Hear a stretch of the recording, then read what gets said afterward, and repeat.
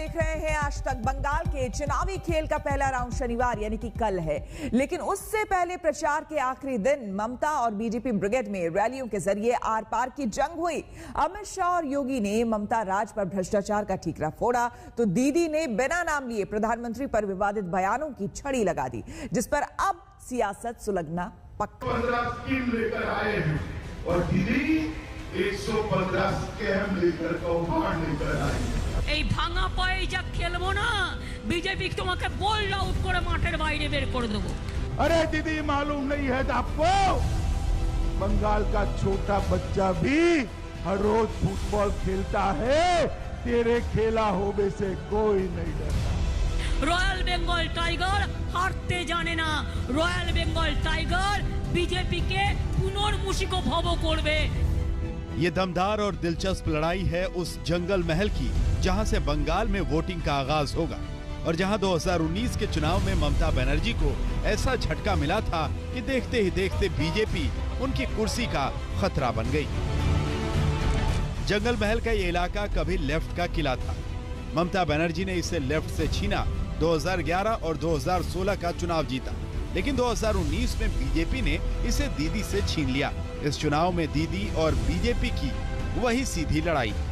नरेंद्र मोदी जी ने 13 करोड़ से ज्यादा गरीब माताओं को गैस का सिलेंडर, 2.5 करोड़ से गरीब लोगों को रहने का घर, 10 करोड़ से ज्यादा गरीबों के घर में टॉयलेट बनाने का काम, 11 करोड़ गरीबों के घर में बिजली पहुंचाया और 60 करोड़ गरीबों के घर में स्वास्थ्य का बीमा पहुंचाया।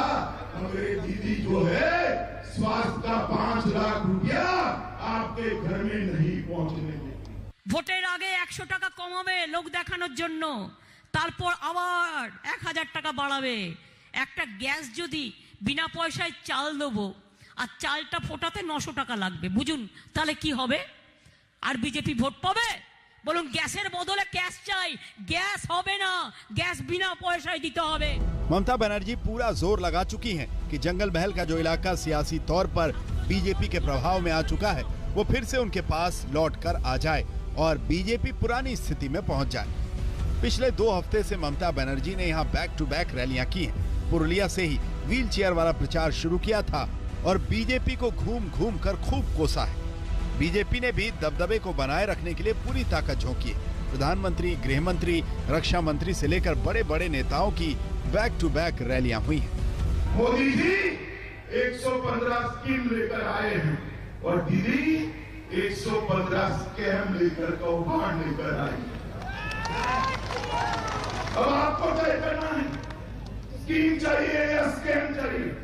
লোক যদি কারো কাছে 500 টাকা নিয়েছে তো বলছে তৃণমূল কংগ্রেস সব চোর, আমি চোর, আমি ডাকাত, আমি খুনি, আমি মানুষকে জীবন দিয়ে ভালোবাসি, আর তুমি সারা খুনিদের রাজা, খুনিদের জমিদার, ডাকাতদের জমিদার, সব টাকা খেয়ে নিয়েছো। ऐसा आक्रामक जवाब, एक गुहार और एक कसम बीजेपी के सामने ममता बनर्जी के इमोशनल प्रचार की रणनीति रही है। गुहार ये कि लोकसभा चुनाव के जैसे इस बार तृणमूल से लोग दूर हों और जो भी गलतफहमी हुई इसके लिए वो खुद माफी मांगती है। दूसरी तरफ अपनी चोट दिखाकर वो ये कसम खा रही हैं कि कुछ लोगों ने सोचा था कि वो घर बैठ जाएंगी, लेकिन खेला होगा और वो हर हाल में लड़ेंगी। One can fool all the people once a time, but one cannot fool all the people all the time. এটা মাথায় রাখবেন এবং সেই জন্য আগামী দিন মা বোনেরা, আমি যাবার আগে বলবো, খেলা হবে, খেলা হবে, খেলা হবে, দেখা হবে, দেখা হবে, দেখা হবে, জেতা হবে, জেতা হবে। ये दीदी जहां जहां घूमती है वहां डराती है लोग, निर्दोष आदिवासियों को डराती है। खेला हो बे, खेला हो बे, खेला हो बे। अरे दीदी क्या डराती को हमें? खेला हो बे से हम डर जाएंगे क्या? डरेंगे क्या? जोर से बोलो, डरेंगे क्या? अरे दीदी मालूम नहीं है आपको, बंगाल का छोटा बच्चा भी हर रोज फुटबॉल खेलता है, तेरे खेला होने से कोई नहीं डरता। जंगल महल के इस इलाके में चुनावी खेल आदिवासियों का वोट है। इसे भी समझना जरूरी है। ये इलाका आदिवासी और ओबीसी बहुल है, झारखंड से जुड़ा है। तो झारखंड के बीजेपी के 3 पूर्व सीएम बाबूलाल मरांडी, अर्जुन मुंडा और रघुवर दास भी बीजेपी के 40 स्टार प्रचारकों में थे। तो उधर ममता बनर्जी को इस इलाके में इस बात से राहत मिली थी कि चुनाव लड़ने के ऐलान से जेएमएम पीछे हट गई और आखिरी वक्त में टीएमसी का समर्थन कर दिया। सालतोरा से सूर्याग्नि रॉय के साथ आज तक ब्यूरो। और अब प्रधानमंत्री नरेंद्र मोदी का वो कूटनीतिक दांव जिसमें घरेलू राजनीति के समीकरण छिपे हैं। बंगाल में पहले चरण के मतदान के समय प्रधानमंत्री मोदी आज से बांग्लादेश दौरे पर जा रहे हैं। आपको बता दें, प्रधानमंत्री मोदी का बांग्लादेश दौरा 2 दिन का है, जिसमें वो मतुआ समुदाय के संस्थापक हरिचांद ठाकुर की जन्मस्थली जाएंगे। यानी कि 27 मार्च को जब बंगाल में पहले चरण के वोट पड़ रहे होंगे, प्रधानमंत्री मतुआ समुदाय से सीधा जुड़ाव बना चुके होंगे। पश्चिम बंगाल में जब पहले चरण का मतदान हो रहा होगा, तब कोरोना काल के बाद पीएम मोदी अपने पहले विदेश दौरे पर होंगे, वो भी बंगाल से सटे बांग्लादेश में। कोरोना काल के कारण 497 दिनों के बाद प्रधानमंत्री नरेंद्र मोदी की पहली विदेश यात्रा शुरू होने जा रही है। बांग्लादेश आजादी के अपने 50 साल मना रहा है और आपको बता दें कि इस सेलिब्रेशन के मौके पर नरेंद्र मोदी यहां के बेहद खास मेहमान होने वाले हैं। यहां की तस्वीरें आपको दिखाना चाहेंगे किस तरह की तैयारियां की गई हैं। 26-27 मार्च को प्रधानमंत्री का ये बांग्लादेश का दौरा है। पीएम मोदी का बांग्लादेश दौरा 3 बड़ी वजहों से फोकस में है। पहला, बांग्लादेश के स्वतंत्र होने की 50वीं वर्षगांठ का समारोह। दूसरा, बंग बंधु शेख मुजीबुर रहमान का जन्म शताब्दी वर्ष। और तीसरा, भारत बांग्लादेश के बीच कूटनीतिक रिश्तों का ये 50वां साल है। पीएम मोदी के इस दौरे की बांग्लादेश में काफी चर्चा हो रही है, लेकिन उससे ज्यादा चर्चा बंगाल चुनाव में हो रही है, जिसके पीछे एक खास वजह भी है। बांग्लादेश दौरे पर पीएम मोदी मतुआ महासंघ के संस्थापक हरिचांद ठाकुर के मंदिर जाएंगे। इसके अलावा वो सुगंधा शक्तिपीठ भी जाएंगे, जो 51 शक्तिपीठों में से एक माना गया है। इसके अलावा पीएम मोदी कुसतिया में रविंद्र कुटी बारी भी जा सकते हैं। दरअसल ये तमाम जगह और नाम ऐसे हैं जिनका बंगाल से गहरा नाता रहा है। यानी पीएम मोदी का बांग्लादेश दौरा कूटनीतिक महत्व से ज्यादा राजनीतिक महत्व का लगता है। प्रधानमंत्री नरेंद्र मोदी अपने बांग्लादेश दौरे के दूसरे दिन इसी ओराकांडी स्थित ये गोपालगंज इलाके का हिस्सा है। यहाँ पर हरि मंदिर जाएंगे दर्शन करने के लिए। सिक्योरिटी कारणों की वजह से हमें अंदर जाने की परमिशन नहीं मिली है, लेकिन बिल्कुल सामने आपको बता दें हरिचंद ठाकुर की प्रतिमा है, वहाँ पर वो माल्यार्पण करेंगे और यहाँ पर आकर पूरे के पूरे मतुआ समुदाय को पश्चिम बंगाल में एक बड़ा मैसेज देने की कोशिश प्रधानमंत्री मोदी की ओर से की जाएगी। 3 करोड़ की बड़ी आबादी पश्चिम बंगाल में रहती है और तकरीबन इतनी ही आबादी इस बांग्लादेश की धरती पर रहती है। यकीनन मतुआ समुदाय को लेकर जो तमाम सवाल खड़े किए जा रहे हैं कि 2021 में ये समुदाय क्या बीजेपी के पक्ष में वोट करेगा या फिर टीएमसी के पक्ष में, लेकिन भारतीय जनता पार्टी इस समुदाय को लुभाने में कोई भी कोर कसर छोड़ना नहीं चाहती। पीएम मोदी 26 और 27 मार्च को बांग्लादेश में होंगे। वहां वो कई कार्यक्रमों में शामिल होंगे।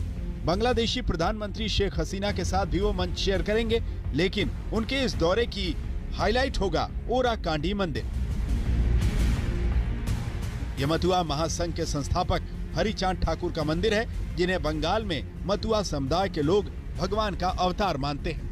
दरअसल मतुआ लोग मूल रूप से बांग्लादेश के ही रहने वाले माने जाते हैं, जो विभाजन के बाद धार्मिक शोषण से तंग आकर 1950 के शुरुआत में बंगाल आ गए थे। बंगाल में उनकी आबादी करीब 2 करोड़ बताई जाती है। बंगाल की जनसंख्या में इनकी भागीदारी 17% के आसपास है। 7 लोकसभा सीटों पर मतुआ वोट निर्णायक माने जाते हैं। 294 सीटों वाले पश्चिम बंगाल में 70 विधानसभा सीटों पर मतुआ समुदाय का दखल है। जाहिर है बंगाल के चुनाव के वक्त पीएम मोदी का बांग्लादेश जाना और वहां ओराकांडी मंदिर में दर्शन करना राजनीतिक मायने तो इसके निकाले ही जाएंगे और वो वहां मतुआ समुदाय से संवाद भी करने वाले हैं। बांग्लादेश के गोपालगंज के ठाकुरबाड़ी में इस वक्त हैं मतुआ समुदाय के कुछ लोग हमारे साथ मौजूद हैं और वो प्रधानमंत्री नरेंद्र मोदी का बेसब्री से कर रहे हैं इंतजार, इनसे बातचीत करते हैं। खुश है मोदी जी के आने से? হ্যাঁ, আমরা খুব খুশি। ভারতের প্রধানমন্ত্রী আসছে এখানে, আমরা এতে খুব আনন্দিত। आनंद है, आपको भी आनंद है? तो आनंदित है। और क्या चाहती हैं? देखिए महिलाएं हैं काफी ज्यादा खुश हैं, मुस्कुराकर भी बहुत सारी बातों को कहती हुई। प्रधानमंत्री यहाँ पर आने वाले हैं दर्शन करने के लिए हरिचंद ठाकुर जी के। कैसा लग रहा है इस पूरे इलाके में भारत का कोई प्रधानमंत्री पहली बार आएगा जो यहाँ पर पूजा अर्चना करेगा?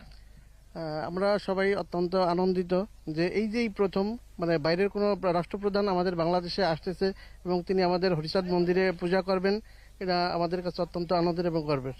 आनंद है, खुशी है आप लोगों को भी? অবশ্যই খুশি, যেহেতু সম্মানের দেশের একজন প্রধানমন্ত্রী এই প্রথম আমাদের দেশে আসতেছে এবং আমাদের হরিচাঁদ মন্দিরে পুজো দেবেন, আমরা খুবই আনন্দিত এবং উচ্ছ্বসিত। वैसे अगर राजनीतिक एंगल को छोड़ दें तो पीएम मोदी का ये बांग्लादेश दौरा और कई मायनों में खास है।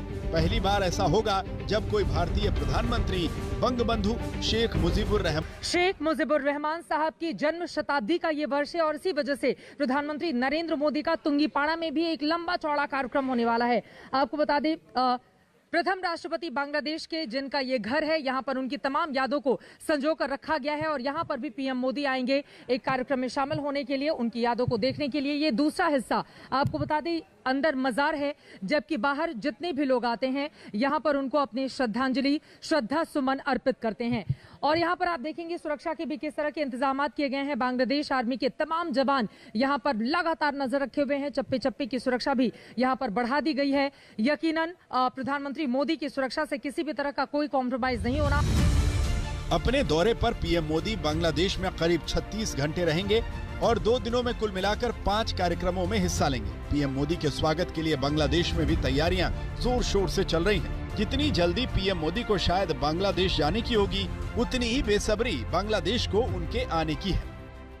बांग्लादेश के राष्ट्रपिता शेख मुजीबुर रहमान साहब की जन्मस्थली पर हम आ चुके हैं, यहीं पर उनकी मजार भी है। प्रधानमंत्री नरेंद्र मोदी 27 तारीख को यहां पर आएंगे और उनके लिए तैयारियां पूरी हो चुकी हैं। आप देख पा रहे हैं किस तरह से होर्डिंग्स यहां पर लगाई गई हैं। यकीनन प्रधानमंत्री का बेसब्री से इंतजार किया जा रहा है। 2 दिनों का ये काफी महत्वपूर्ण उनका दौरा। इसके पहले मोदी 9 मार्च को बांग्लादेश के प्रधानमंत्री शेख हसीना के साथ वीडियो कॉन्फ्रेंसिंग के जरिए मैत्री सेतु पुल का उनकी ओर से उद्घाटन किया गया था और उसके बाद ये महत्वपूर्ण कार्यक्रम जिसका बांग्लादेश में किया जा रहा है, बेसब्री से इंतजार। ढाका से चित्रा त्रिपाठी के साथ आज तक ब्यूरो। महाराष्ट्र, गुजरात, केरल, कर्नाटक और पंजाब जैसे राज्यों में कोरोना की रफ्तार बढ़ रही है। महाराष्ट्र के परभनी, नांदेड़ और बीड में लॉकडाउन की नौबत आ गई है, तो मध्य प्रदेश के भोपाल, इंदौर, जबलपुर के बाद 4 और शहरों में रविवार को लॉकडाउन का फैसला करना पड़ा। अब 29 मार्च को होली है। तमाम राज्य सरकारों ने होली के सार्वजनिक समारोहों पर पाबंदी लगा दी है। देश में कोरोना ने फिर रफ्तार पकड़ ली है। होली के त्योहार पर कोरोना की छाया पड़ गई है। महाराष्ट्र में कोविड संक्रमण कहर ढा रहा है, तो वहीं पंजाब, केरल, कर्नाटक, गुजरात और छत्तीसगढ़ में कोरोना संक्रमण की रफ्तार लगातार बढ़ रही है। इन 6 राज्यों में 81% मामले सामने आए हैं। इसके अलावा दिल्ली और हिमाचल प्रदेश में भी कोरोना संक्रमण के मामले बढ़ रहे हैं। इन राज्यों में अगर होली पर सावधानी नहीं बरती गई तो कोरोना का कहर बढ़ सकता है। कहीं पर भी अगर लोग इकट्ठा हों और कोविड अप्रोप्रिएट बिहेवियर ना हो तो हम वायरस को फैलने का मौका दे रहे हैं, क्योंकि ये एक सुपर स्प्रेडिंग इवेंट बन जाते हैं। तो कोई भी ऐसा इवेंट हो उसको हमें जितनी कोशिश हो सके रोकने की कोशिश करनी चाहिए, क्योंकि ये एक सुपर स्प्रेडिंग इवेंट बन सकता है और जब केसेस बढ़ रहे हैं तो ये एक जरूरी कदम है।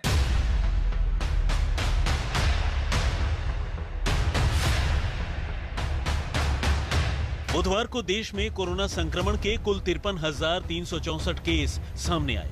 ये 23 अक्टूबर के बाद से सबसे बड़ा आंकड़ा है। इसके साथ ही सक्रिय केसों की तादाद 3,96,889 हो गई है। बुधवार को देश भर में कोरोना से 248 लोगों की मौत हो गई। महाराष्ट्र में बुधवार को 31,855 केस सामने आए, जबकि दिल्ली में बुधवार को कोरोना संक्रमण के 1,254 केस सामने आए।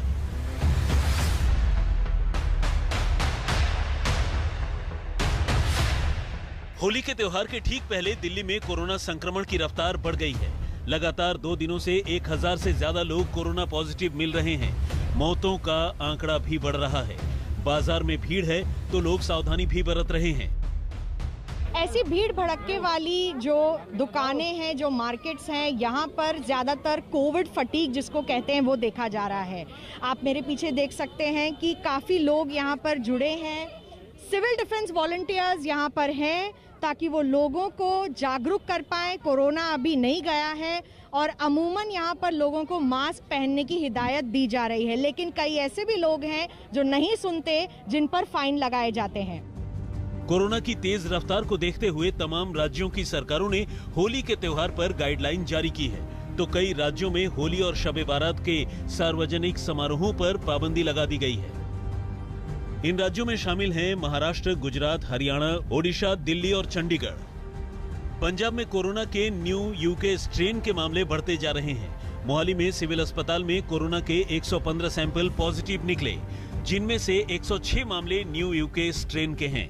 कल पंजाब में होला मोहल्ला है, आगे होली का त्योहार है, चिंताएं बढ़नी स्वाभाविक हैं। होली का त्योहार है और होला मोहल्ला कल आनंदपुर साहिब में मनाया जाएगा। तो दूसरी तरफ पंजाब में चिंता का विषय बना हुआ है कोरोना की सेकंड वेव, और इस सेकंड वेव में यूके का जो नया वेरिएंट है कोरोना का, न्यू स्ट्रेन है, वो कहीं ना कहीं पंजाब में उसकी पुष्टि हो चुकी है। और पुष्टि इस कदर हुई है कि 81% यानी कि 100 में से 80 से ज्यादा मामले नए स्ट्रेन के हैं। 29 मार्च को होली है और उससे पहले कोरोना का कहर बढ़ गया है। होली से पहले ही देश के करीब दर्जन भर राज्यों में खतरे की घंटी बज गई है। सरकारें लोगों से घरों में ही त्योहार मनाने की अपील कर रही हैं। दिल्ली में मिलन शर्मा के साथ सत्येंद्र चौहान, चंडीगढ़, आज तक। हम रुकेंगे यहाँ पर एक छोटे से ब्रेक के लिए, बने रहे हमारे साथ, देखते रहिए आज तक। नमस्कार, मैं हूं अंजना ओम कश्यप। हमें उम्मीद है ये वीडियो आपको पसंद आया होगा। लेटेस्ट खबरों के लिए यूं ही देखते रहिए आज तक, और इस वीडियो के पसंद आने पर लाइक, शेयर एंड सब्सक्राइब करना ना भूलें।